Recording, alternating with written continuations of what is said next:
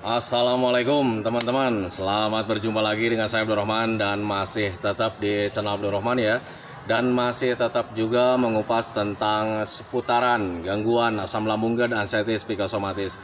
Nah, di sesi kali ini saya akan share video tentang napas yang terasa tidak nyaman gitu teman-teman ya. Karena untuk orang-orang yang terkena gangguan asam lambung dan anxiety psikosomatis, napas tidak nyaman, kelayangan gitu teman-teman, itu merupakan hal yang sangat ditakutkan sekali. Nah itu teman-teman, makanya bagi teman-teman yang sekarang sedang mengalami napas tidak nyaman, kemudian sensasi yang lain-lainnya juga gitu teman-teman ya, tolong tonton videonya sampai habis, jangan di skip biar kalian nanti mengerti, biar kalian nanti paham, dan ketika mengerti dan paham kalian bisa menindaklanjutinya. Nah itu teman-teman, minimal kalian tidak mengalami cemas dan takut. Nah itu teman-teman, makanya tolong tonton videonya sampai habis, jangan di skip. Dan kemudian seperti biasa ya, bagi teman-teman yang baru bergabung, kalau seandainya kalian mau bertanya tentang seputaran gangguan asam lambung dan anxiety psikosomatis, alangkah baiknya kalian tonton dulu video-video saya sebelumnya, karena untuk seputaran gangguan asam lambung dan anxiety psikosomatis semuanya sudah saya share ya. Dari mulai cerita saya yang terkena gangguan asam lambung dan anxiety psikosomatis, kemudian merasakan 1001 macam sensasi yang sangat tidak nyaman, itu sudah di-share teman-teman ya. Dan kemudian bagaimana cara menangani setiap sensasi yang hadir, itu juga sudah di-share. Nah makanya biar lebih jelas, biar lebih detail, alangkah baiknya kalian tonton dulu video-video saya sebelumnya. Nah itu teman-teman ya. Dan kemudian bagi teman-teman yang baru bergabung juga seperti biasa ya, kalau seandainya kalian belum subscribe channelnya, mohon videonya itu di subscribe dulu, karena untuk subscribe itu tidak memerlukan biaya, tidak memerlukan pendaftaran. Jadi subscribe itu adalah hal yang sangat mudah sekali bagi teman-teman lakukan ya. Jadi teman-teman itu cukup memijit saja tulisan subscribe, biar kenapa? Jujur ya, biar videonya itu cepat berkembang dengan baik. Dan kalau seandainya videonya itu berkembang dengan baik, sudah barang tentu itu akan menambah semangat tersendiri buat saya untuk terus nge-share tentang seputaran gangguan asam lambung dan anxiety psikosomatis ini terhadap kalian. Kemudian yang lebih penting dan yang lebih utamanya, tekan juga tombol lonceng sama tombol like-nya ya, biar kalian itu dapat notifikasi atau pemberitahuan video saya yang terbaru. Karena saya itu akan terus nge-share tentang seputaran gangguan asam lambung dan anxiety psikosomatis ini terhadap kalian, dengan tujuan semoga saja videonya itu menjadi wasilah atau jalan keluar bagi kalian yang sedang mengalami gangguan asam lambung dan anxiety psikosomatis hingga membaik ya, apalagi sampai sembuh total. Amin ya robbal alamin. Ya minimal hanya memberikan motivasi saja, atau lebih minimalnya lagi hanya sekedar menemani kalian yang sekarang sedang merasakan ini itunya dari gangguan asam lambung dan anxiety psikosomatis. Nah itu teman-teman ya. Nah kembali lagi ke topik utama teman-teman ya. Untuk orang-orang yang terkena gangguan asam lambung dan anxiety psikosomatis, paling menakutkan sekali ya, terkena sensasi napas tidak nyaman gitu teman-teman ya. Apalagi napasnya itu terasa mau berhenti ya. Dan ketika napas itu serasa mau berhenti ya, kadang kita pikirannya kemana-mana. Wah ini nih, jadi ini gue mati nih, jadi ini gue mati nih. Akhirnya cemas lagi. Ketika cemas, sensasi yang lainnya hadir lagi. Nah itu teman-teman, nah, makanya bagi teman-teman yang sekarang sedang mengalami sensasi seperti itu, tenang saja teman-teman ya. Karena untuk gangguan asam lambung dan anxiety psikosomatis itu tidak imbas ke gangguan paru-paru teman-teman ya. Itu hanya dampak saja, efek saja ketika kita ada gangguan medisnya atau gangguan psikisnya juga. Nah itu teman-teman, makanya usahakan ketika saat ini kalian sedang terkena gangguan asam lambung dan anxiety psikosomatis, kemudian mengalami sensasi napas tidak nyaman, tenang saja teman-teman, itu tidak berbahaya, karena memang tidak berbahaya. Nah itu teman-teman ya.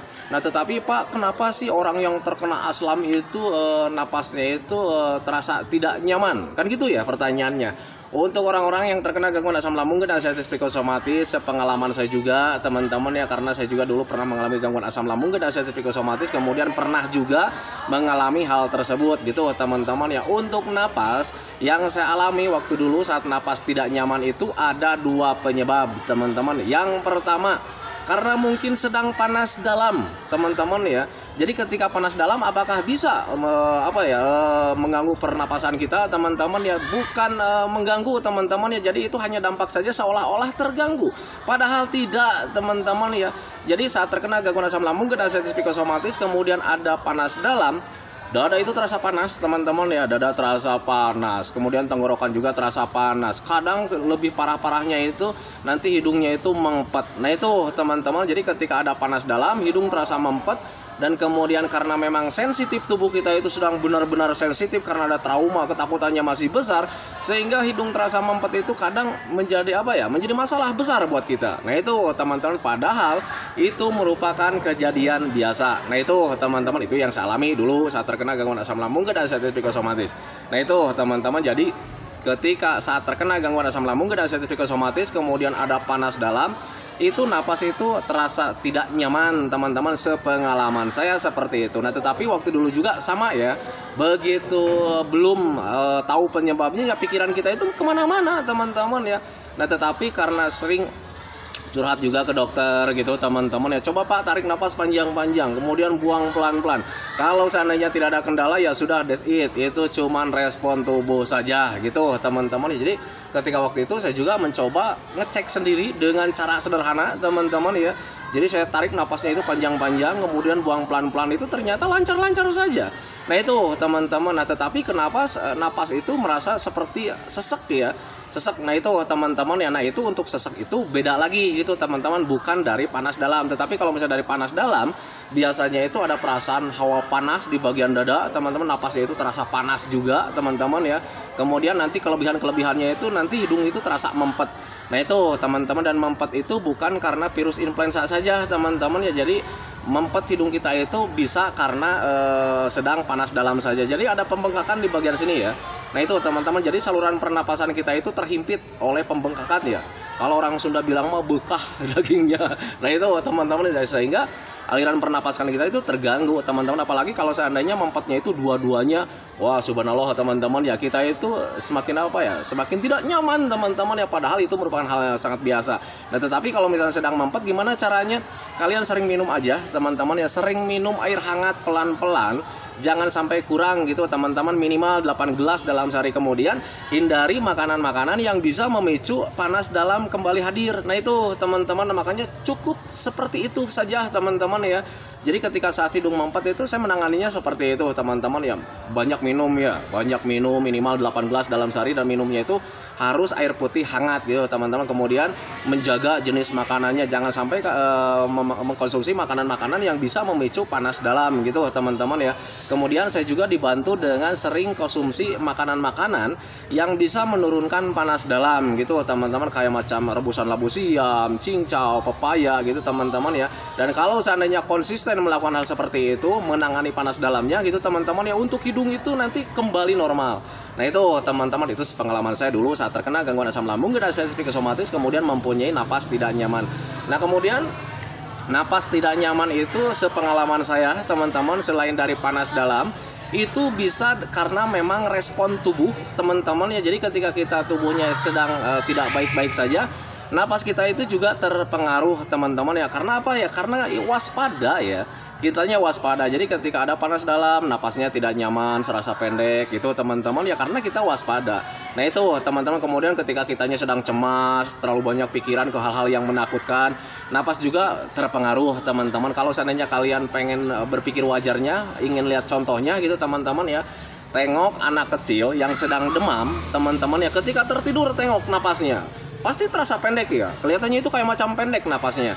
Nah itu teman-teman, nah itu sebetulnya respon tubuh saja saat kitanya sedang bertahan karena waspada ya, sedang bertahan karena waspada. Jadi bentuk respon tubuhnya memang seperti itu, napasnya terasa pendek.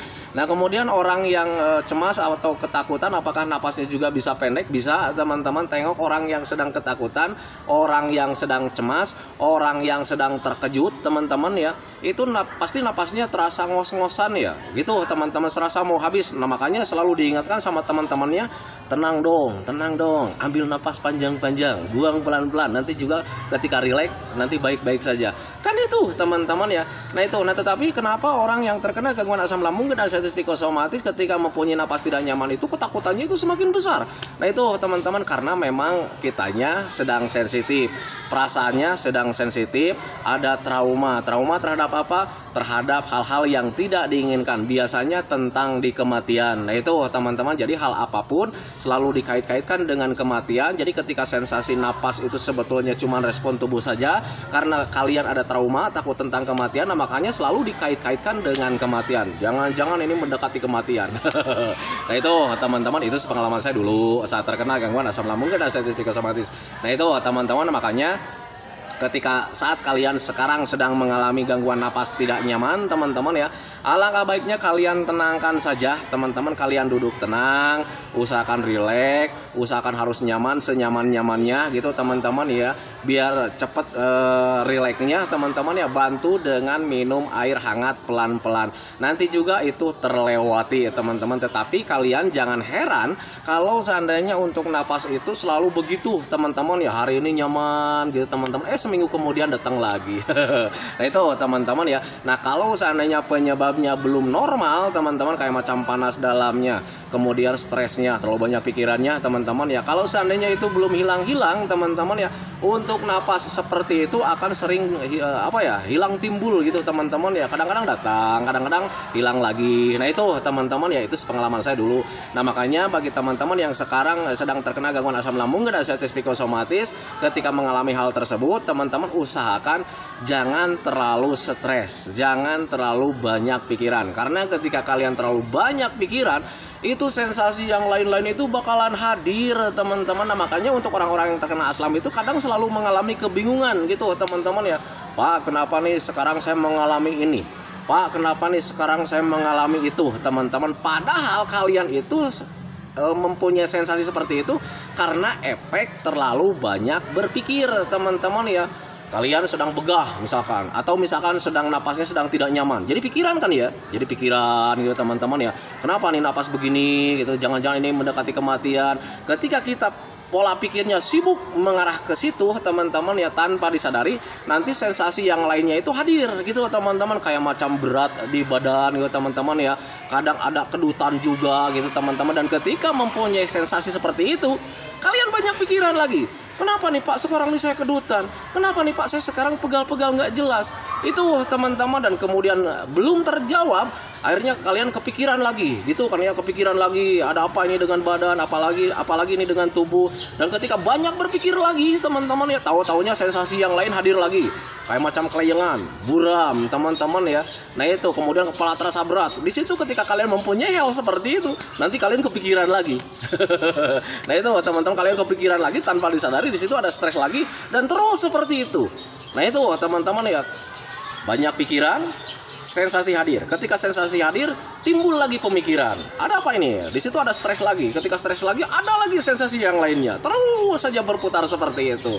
Nah itu teman-teman, makanya bagi teman-teman yang sekarang sedang sibuk dengan pola pikir yang selalu menakutkan, teman-teman ya, kalian harus pahami bahwa gangguan asam lambung dan anxiety psikosomatis itu sebetulnya tidak berbahaya, teman-teman ya. Kalian bakalan sembuh total lagi, teman-teman. Tetapi Pak, ini sensasinya kok banyak sekali. Betul, teman-teman. Nah makanya untuk orang-orang yang terkena gangguan asam lambung dan anxiety psikosomatis selalu bilang bahwa sensasi gangguan asam lambung dan anxiety psikosomatis itu sensasinya 1001 macam sensasi. Tetapi itu tidak semua orang sama, teman-teman ya. Tergantung daripada pola pikir kalian. Kalau seandainya kalian terlalu stres, ya mungkin komplit sensasinya karena terus berputar. Nah itu teman-teman. Tetapi kalau misalnya kalian tidak terlalu stres ya, tidak terlalu banyak berpikir tentang penyakit, mungkin sensasinya itu nggak terlalu banyak. Nah itu teman-teman, karena pada dasarnya 99% sensasi yang lahir itu karena dari pola pikir, teman-teman ya. Dari berpikir yang salah, biasanya berpikir ke hal-hal yang menakutkan. Nah itu teman-teman, makanya untuk orang-orang yang selalu enjoy belajar masa bodoh, teman-teman, karena dulu juga kita mengalaminya kan gitu, teman-teman, itu sensasinya nggak terlalu komplit, teman-teman ya. Gitu, jadi pahami saja ke sana. Nah, makanya bagi teman-teman yang sekarang sensasinya pengen tidak komplit, alangkah baiknya kalian belajar masa bodoh saja, teman-teman ya, karena kita sudah tahu ya bahwa gangguan asam lambung dan anxiety psikosomatis itu tidak berbahaya, teman-teman, yang ngapain kita pikirkan. Nah itu teman-teman, alangkah baiknya mulai dari saat ini kalian berpikirnya itu harus yang membangun. Nanti nih kalau gua sehat, gue bakal ngerjain ini nih. Minimal berpikirnya seperti itu. Jangan pernah berpikir tentang penyakit. Waduh nih, sedang sakit nih. Kemudian lihat orang lalu lalang, kok orang lain bisa jalan-jalan, kok saya enggak. Lihat orang yang tertawa, kok orang lain tertawa, kok saya enggak.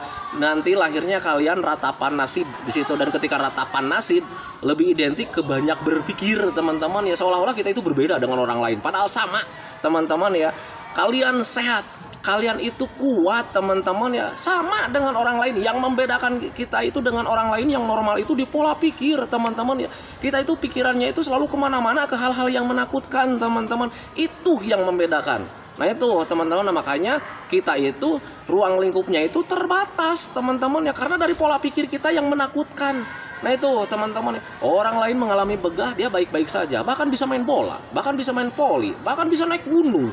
Nah itu teman-teman, kita sekarang napasnya tidak nyaman atau begah gitu teman-teman ya, kita malah diem gitu teman-teman, kemudian berpikirnya yang lain-lain, akhirnya mau melakukan apapun tidak jadi karena memang ketakutan. Nah itu teman-teman yang membedakannya itu.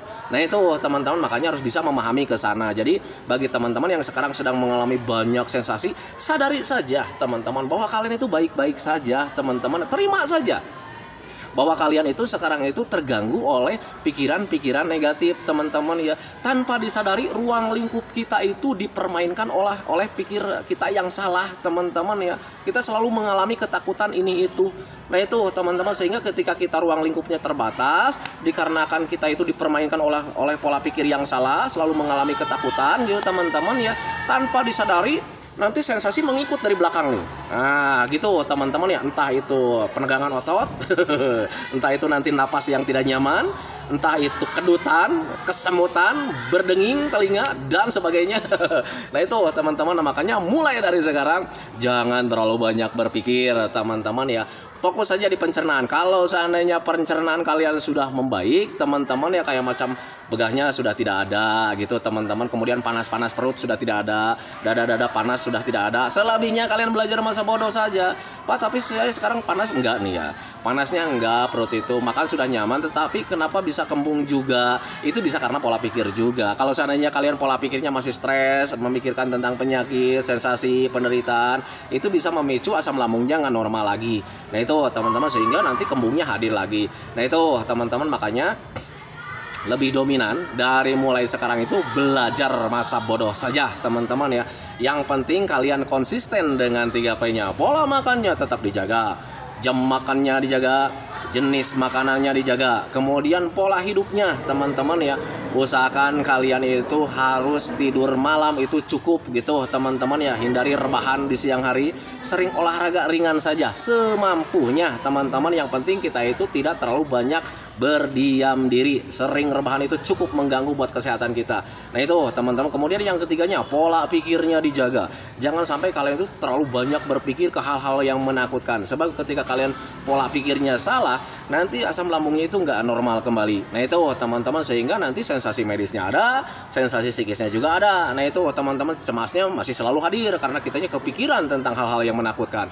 Nah itu teman-teman, makanya pahami saja ke sana. Ketika kalian sudah paham ke sana, oh iya ya, ini tidak berbahaya. Nah penting sekarang itu ketika sudah makan, selebihnya jangan banyak pikiran. Gimana caranya supaya hati dan pikiran kita itu menjadi senang setiap harinya teman-teman ya. Apa yang membuat kita senang, lakukan saja teman-teman ya, karena kesenangan itu sederhana. Nah itu teman-teman, makanya harus bisa memahami ke sana. Jadi ketika kalian sekarang sudah menjaga makan, sudah menjaga tidurnya, olahraganya sudah dijaga juga, selebihnya kalian jangan banyak berpikir. Gimana nih besok nih supaya hati saya gembira dan hati saya senang? Oh, melakukan aktivitas yang menyenangkan. Tapi kenapa nih saat melakukan aktivitas menyenangkan kok sekarang nggak senang-senang? Karena belum terbiasa kembali. Ingat, ketika saat terkena gangguan asam lambung dan anestesi psikosomatis, semuanya kembali dari nol. Jadi butuh pelatihan dan butuh pembiasaan dari medis, psikis, kemudian tenaga, semuanya kembali dari nol lagi. Nah itu teman-teman, makanya biasakan dari mulai sekarang. Kemudian jangan heran ketika kalian melakukan aktivitas yang menyenangkan itu, kalian kok menjadi nggak senang, karena kembali lagi kita itu kembali dari nol lagi. Nah itu teman-teman, karena memang ada trauma. Si trauma itu membuat kita itu dari nol lagi teman-teman ya. Jadi dari mental kita dari nol lagi, dari medisnya kita nol lagi. Nah itu teman-teman ya. Nah makanya ketika kalian sudah memahami ke sana, oh ini butuh mental. Nah makanya mental itu butuh dibina kembali. Cara membinanya gimana? Dibiasakan kembali. Jalan-jalan merasa takut, biasakan kembali. dengan berpikir logika. Untuk jalan-jalan itu tidak akan menyebabkan kematian. Kalau seandainya sudah makan, sudah minum, beres, jalan-jalan saja. Nah itu teman-teman. Kemudian kalau misalnya kalian tanya juga, karena banyak sekali yang bertanya, Pak Bapak dulu juga mengalami begitu nggak ya? Sama teman-teman ya, dulu juga gitu ya. Ketika mau keluar, ini saya butuh olahraga nih, saya butuh jalan-jalan, saya butuh olahraga biar imunnya tambah kuat, kemudian mentalnya biar tambah terbiasa kembali. Ketika buka pintu, ada pikiran langsung pikiran kemana-mana. Jangan-jangan nanti di sana jadi nih, jangan-jangan nanti di sana pingsan nih. Akhirnya nggak jadi lagi, tutup pintu lagi. Nah itu teman-teman, makanya bagi teman-teman lawan saja gitu teman-teman. Ketika pola pikir kalian hadir gitu teman-teman, jangan-jangan nanti di sana pingsan, tidak akan pingsan. Saya sudah makan barusan, saya sudah minum barusan, tidak akan menyebabkan pingsan. Nah itu teman-teman, jalan-jalan saja. Ketika jalan-jalan nanti sensasi hadir. Wah ini nih sensasi hadir nih gara-gara jalan-jalan nih. Terus mau ngapain? Kan nggak apa-apa. Ketika pulang ke rumah juga kalian nggak apa-apa. Kemudian tengok kejadian kemarin. Kemarin kalian jalan-jalan, kemudian ada sensasi hadir. Terus ingat sampai sekarang. Apakah kalian sekarang itu masih bisa menghirup udara segar? Kalau seandainya masih, that's it. Itu cuman permainan pikiran. Itu cuman permainan perasaan. Nah itu teman-teman ya, jangan kalah dengan perasaan. Jangan kalah dengan pola pikir kita yang salah. Nah itu teman-teman, tanpa disadari kita itu hidupnya itu dipermainkan oleh pola pikir kita yang salah. Pola pikir yang salah dari mana lahirnya? Karena ada trauma. Trauma tentang apa? Biasanya hal-hal yang menakutkan, yang tidak diinginkan. Apakah itu? Biasanya rata-rata tentang kematian. Nah itu teman-teman, padahal kita itu umurnya bakal panjang lagi teman-teman ya. Nah itu, nah makanya harus bisa memahami ke sana. Nah itu teman-teman ya, video dari saya tentang seputaran napas terasa tidak nyaman. Napas terasa tidak nyaman, sepengalaman saya memang seperti itu teman-teman ya, karena memang ada panas dalam, itu yang pertama. Yang keduanya karena memang respon tubuh saja gitu teman-teman. Jadi selebihnya aman sih sebetulnya ya untuk napas itu. Nah cara ngeceknya kayak gimana? Kalian tarik napas panjang-panjang, buang pelan-pelan. Kalau seandainya tidak ada kendala, that's it, itu beres. Kalian napasnya baik-baik saja gitu teman-teman. Tetapi berbeda ya ketika kalian tarik napas panjang-panjang, buang pelan-pelan, kemudian diikuti dengan suara seperti anak kucing. Nah itu kalian harus diperiksakan ke dokter, takutnya ada penyakit yang lain.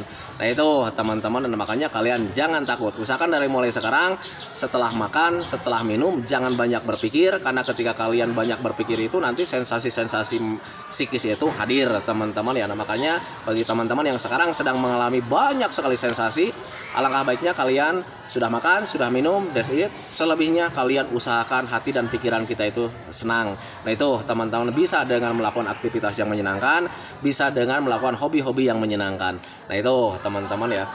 Nah itu teman-teman ya, video dari saya. Semoga saja videonya itu menjadi wasilah buat kalian. Semoga saja videonya itu menjadi pencerahan buat kalian. Ya minimal hanya sekedar menemani kalian lah yang sekarang sedang merasakan tidak nyamannya dari gangguan asam lambung dan sensitif psikosomatis. Kemudian seperti biasa, sebelum saya akhiri videonya, saya selalu mendoakan sama teman-teman itu, semoga saja teman-teman itu cepat sehat lagi, cepat sembuh lagi, cepat kembali lagi keadaan kalian yang dulu, baik semangatnya, moodnya, tertawanya, pokoknya kehidupan kalian yang berwarna itu semoga saja cepat kembali lagi. Karena memang saya yakin 100% bahwa keadaan kalian yang dulu itu sangat dirindukan sekali. Nah itu teman-teman ya. Kemudian doakan saya juga teman-teman ya, agar saya itu tetap sehat, tetap kuat, tetap ceria, agar masih bisa tetap menemani kalian. Nah itu teman-teman ya. Saya hentikan videonya teman-teman ya. Assalamualaikum warahmatullahi wabarakatuh.